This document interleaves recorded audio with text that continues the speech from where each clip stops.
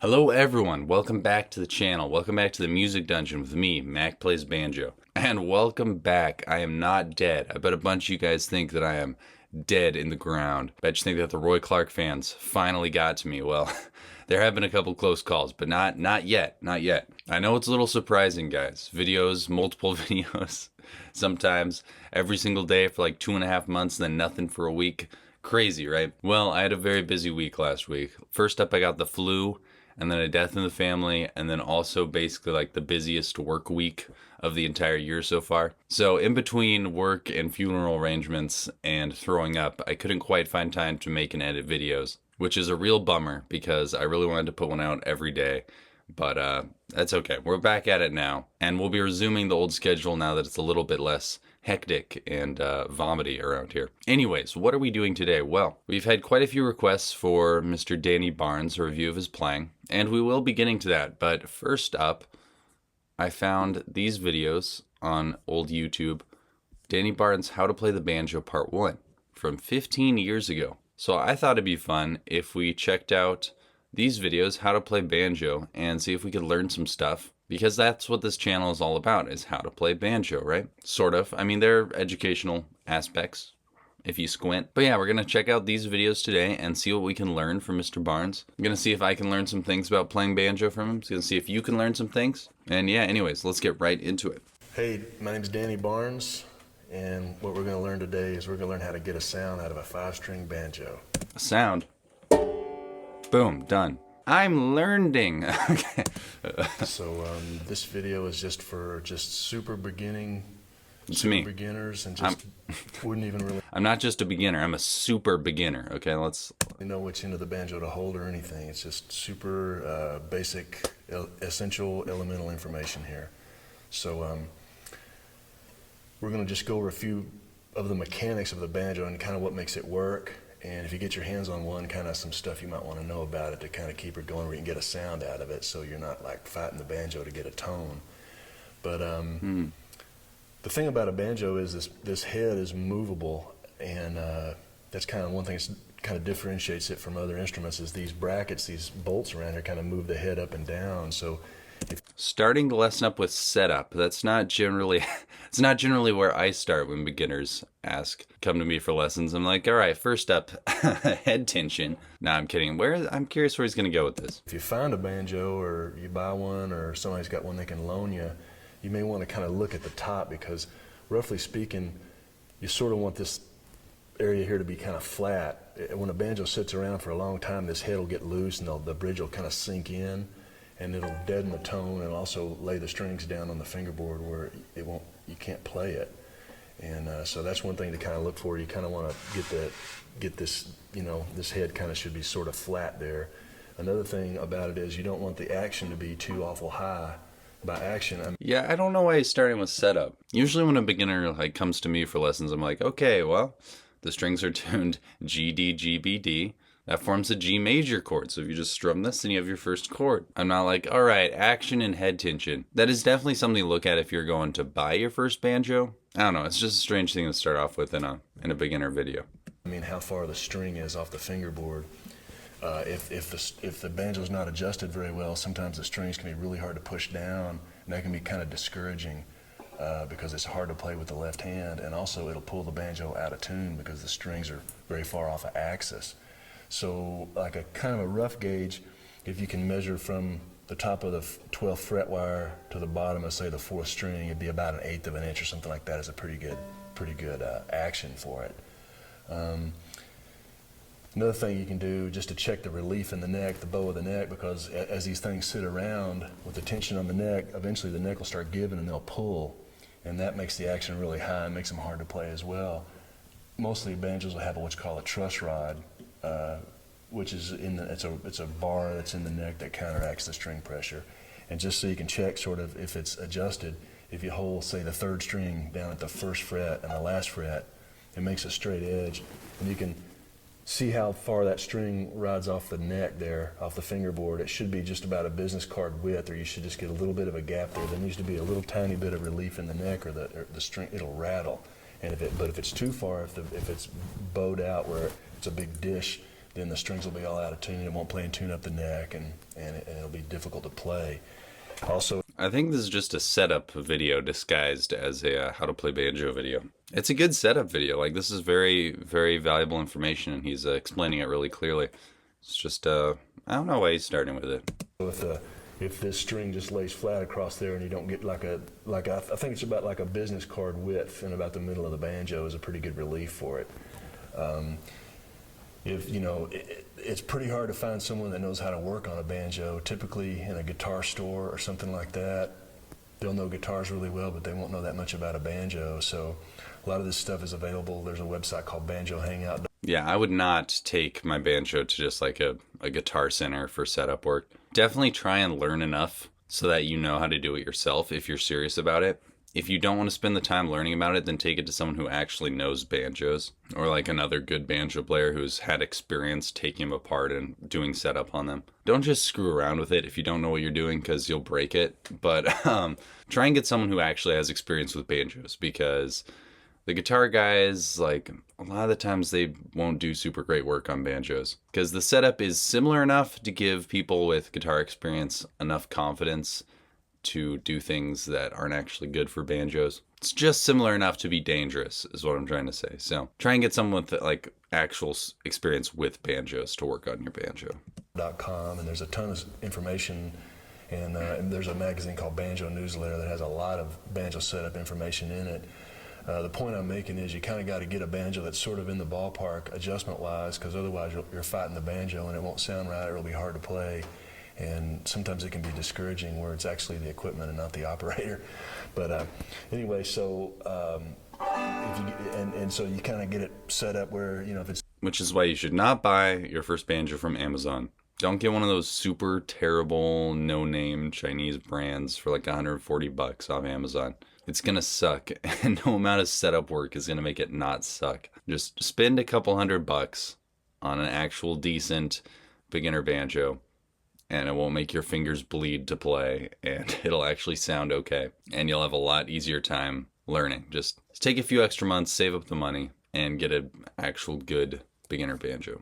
It's kind of set up. You may have to take it to someone to get it done, or hopefully you can, if you purchase one or borrow one, it's kind of reasonably in the ballpark where you can get a sound out of it, you know. But those are some things to look for. And you can even play that for a handy friend, or for a repairman, just kind of give them an idea of what you're looking for on it. One other adjustment about the banjo, the bridge is free floating. You can easily scoot this bridge around this little wooden piece that holds the strings up. You can scoot it around really easy, and a lot of times that adjustment will get out. And a good place to sort of look for it is if you measured, say, from the front of the nut here, this little plastic piece, to the middle of the fret wire, then that distance should be the same, roughly speaking, as from the fret to the bridge. In other words, this distance from the bridge to the nut should be bisected by the 12th fret, because this bridge you can scoot it all over the place here, and sometimes you'll see them in the store on a rack, and this bridge may be all over the place, and what it does, it puts the banjo out of tune. Yeah, you can measure from the nut to the 12th fret and then 12th fret to the bridge.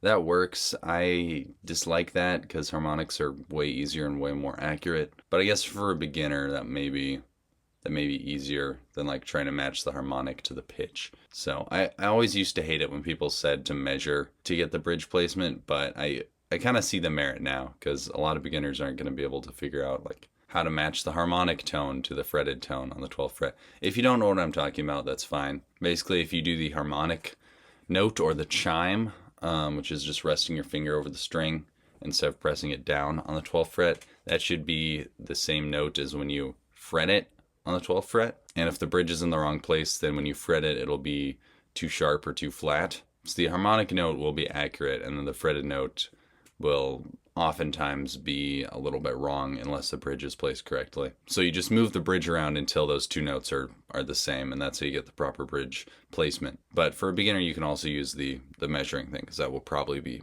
easier. When you go to fret it, you can tune it with the tuner where it's in tune open, but when you try to play a chord, it'll note sharp or flat depending on where that is. So what I do is I figure out where it is, I put me a little pencil mark on there so I always know where to put it, you know. But if I change string gauges or if I alter the tension on the head, then I've got to remeasure that. But yeah, that's why I don't like the marking it with a pencil, because just like he said, if you change string gauges or change the head tension, suddenly your pencil mark is inaccurate. So I don't recommend marking it on the head unless you always use the same string gauge and never touch the head tension. Anyway, so that's the idea. The first step is getting one, and the second step is kind of get where it's sort of like relatively set up, where you can sort of work with it. So, so the thing about the banjo, as far as holding the banjo is concerned, is the banjo, the neck is very thin, so it's very easy to pull the banjo and to push the tuning when you pull the neck. So what I try to do is I try to get sort of a neck neutral position on the banjo when I hold it, so I'm at about a 45-degree angle. But when I go to play the banjo, you want to make sure that you're not pushing or pulling the neck with the left hand, because it's real easy to do. The neck is a lot smaller than, say, a guitar neck or a bass neck, where they're pretty stable. The banjo, even a very expensive banjo, I don't know if you can hear that or not, but it pulls the pitch up and down. So like when I'm fretting the banjo and playing the banjo, I sort of want to make sure I'm not horsing on the neck like that, because it'll pull it out of tune.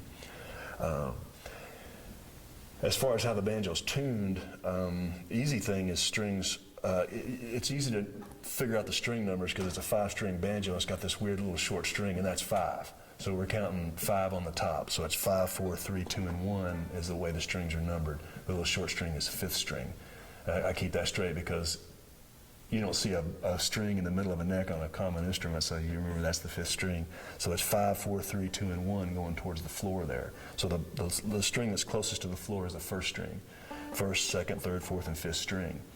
So the way they're tuned, strings 4, 3, and 2 are just like 4, 3, and 2 on a guitar. So if you have you can buy guitar tuners really inexpensively for way under $20 and tune those 3 strings.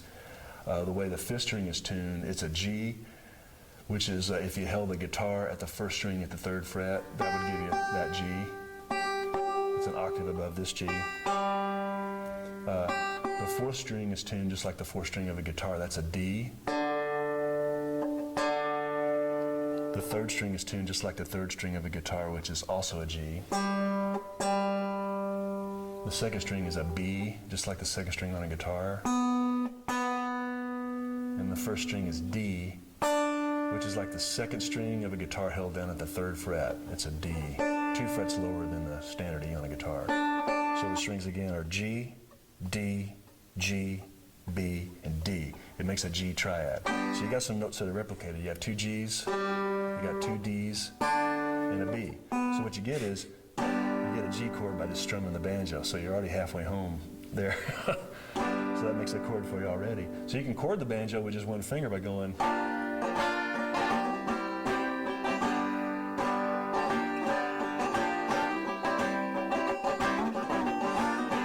just using my finger all the way across like that. That makes a chord at every fret.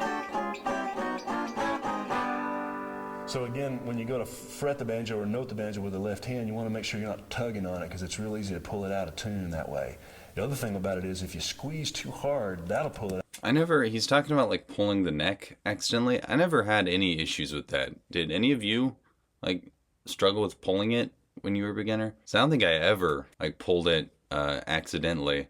I've never seen that be an issue in beginners. So maybe I'm just missing it. Maybe a lot of people have that issue, but I've never seen that. Let me know if you did that, because I'd be curious to hear. Out of tune. Also, the strings on a banjo are sort of lighter gauge than a guitar, and if you squeeze really hard when you go to fret a string, that'll pull it out of tune also. So I try to use just enough pressure to hold the string down, but not enough to say pull it out of tune. It's real easy to sort of distort things, and it's very easy to kind of push the banjo around with the left hand. So I try to use a really light touch with the left hand.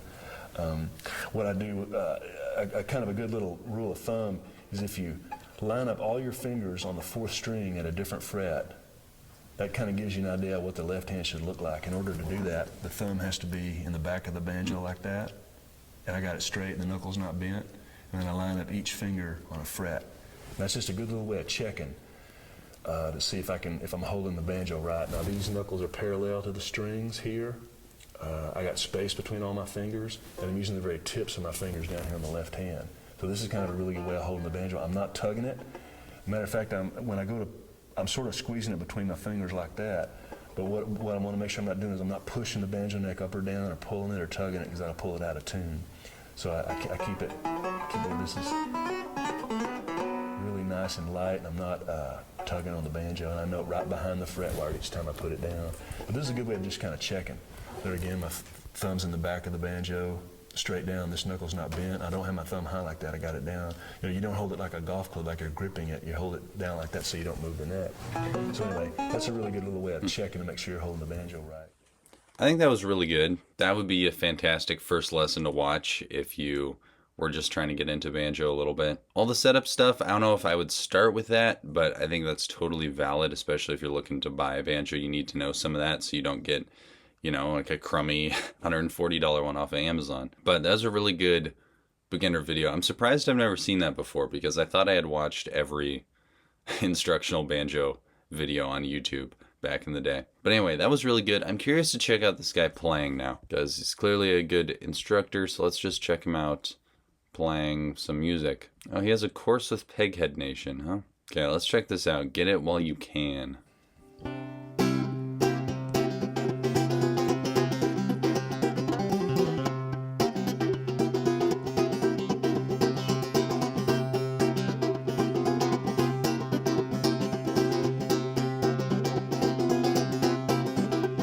There's a woman outside, she's got a red dress on. Give me pause to recollect my mind. She don't see me well, I got a pair of blue jeans on. Wondering why her good old fella ain't got the time. Best get it while you can, brother, get it while you can. When I'm home from working, I'm a hungry man. I like your biscuits in the gravy, ma'am. So I'll close, get it while you can.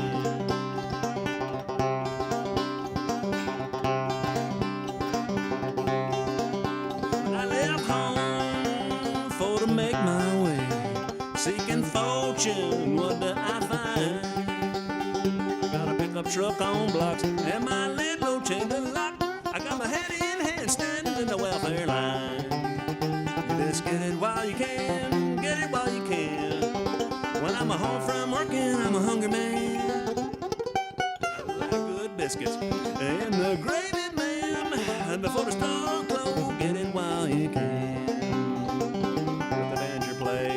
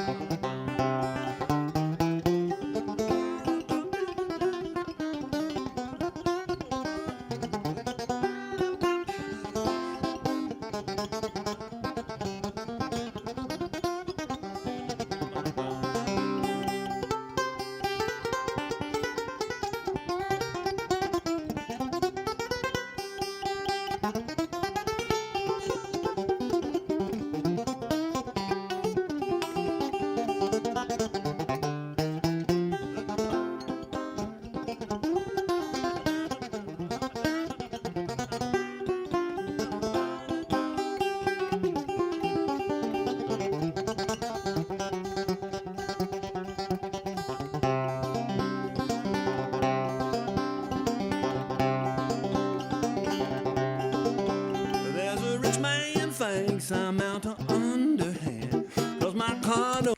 Is this the Tommy Emmanuel of banjo? This is very, very Tommy Emmanuel-esque. He even kind of looks like Tommy. Also, the tone on the banjo, obviously super muted. He's either got something in there that's muting it, or the pickup system is atrocious. It sounds pretty intentional though, so whatever, you know, it doesn't sound bad. I think it works with his voice. So not the tone I would want for any other application, but I think it works for this one. But overall, yeah, interesting. He's got lots of interesting stuff he's doing on the banjo. So overall, pretty good. His timing isn't like perfect. Does it matter? No. Music sounds good. He's clearly having fun with it. And yeah, it's cool.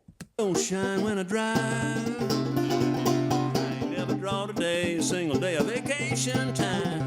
Got my woman at home and she leaves my trouble in mind. Best get it while you can, brother, get it while you can. When I'm home from working, I'm a hungry man. Well, I like good biscuits in the gravy, man. For the stars I'll close, get it while you can.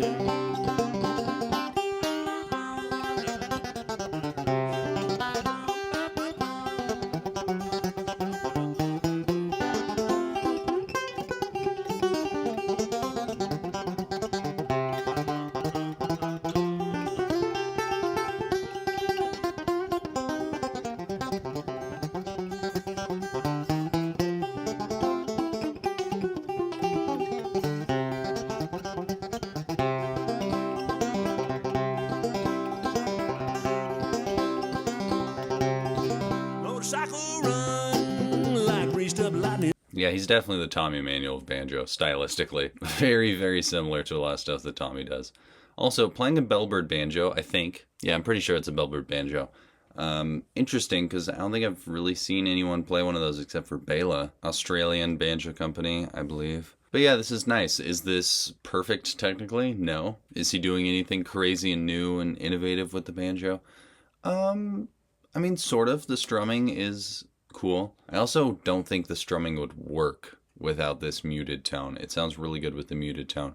The individually plucked strings don't sound anywhere near as good with the muted tone, but the strumming really works with that. So maybe that's why it's so muted. Anyways, I think this is a really good accompanimental style to the voice, which is what he's doing. So I think it works pretty well. Okay, well, I think I'm gonna have to call it there for today. I know we didn't get to see much of his playing, so maybe I'll do another video on Danny and really get deeper into his playing. You know, watching more than one example of it. But I think that was a pretty good introduction to him, for me at least. Hopefully it was for you as well. Or, you know, an appreciation if you are already familiar with him. But yeah, anyways, I hope you enjoyed the video. If you did, you should go check out my other videos. You'll probably like those too. If you want to help support the channel and get some sweet, sweet free tabs, you can go join the Patreon, and you can get all the tabs on there for free. You just have to join as a free member, and you get those tabs, and I add one every week. It's just stuff that I play, and you'll probably enjoy those. Also, if you're looking for banjo lessons, highly recommend watching his videos. But then if you want an actual teacher, then you can contact me. My email's in the description. And yeah, anyways, I hope you enjoyed the video, and I will see you in the next one.